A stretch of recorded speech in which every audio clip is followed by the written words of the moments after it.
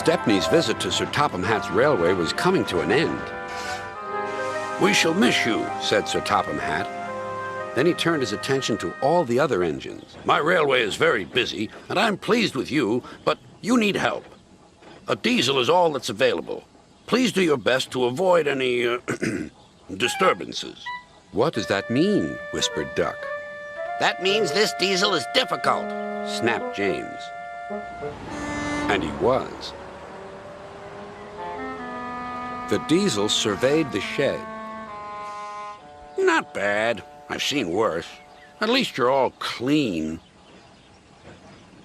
The engines glared. "It's not your fault, but Sir Topham Hatt should scrap you and get engines like me. A fill of oil, a touch on the starter, and I'm off. No bother, no waiting. They have to fuss round you for hours before you're ready." The engines were furious. Next morning, they held an indignation meeting round the turntable. "Disgraceful. Disgusting. Despicable. To say such things to us," cried Donald and Douglas.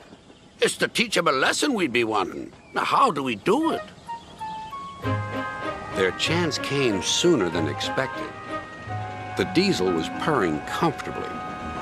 An inspector watched a fitter making final adjustments. The wind tugged at the inspector's hat. The diesel was ready. "Look at me, Duck and Stepney. Now I'll show you something." He rolled proudly toward his coaches. Then it happened.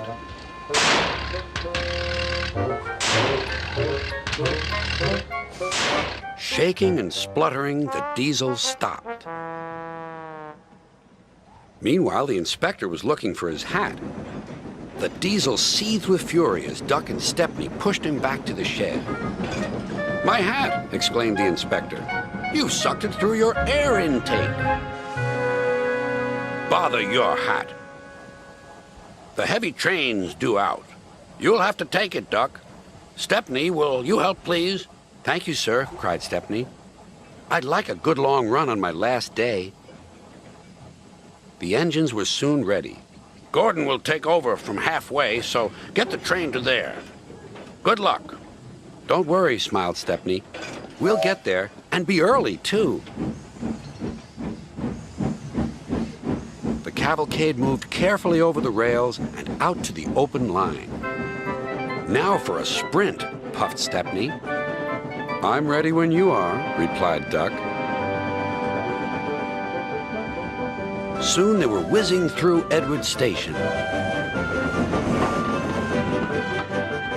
And next they charged at Gordon's Hill beyond.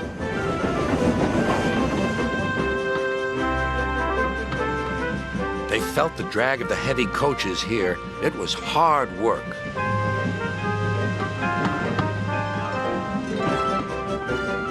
At last they were running smoothly along the line toward the big station.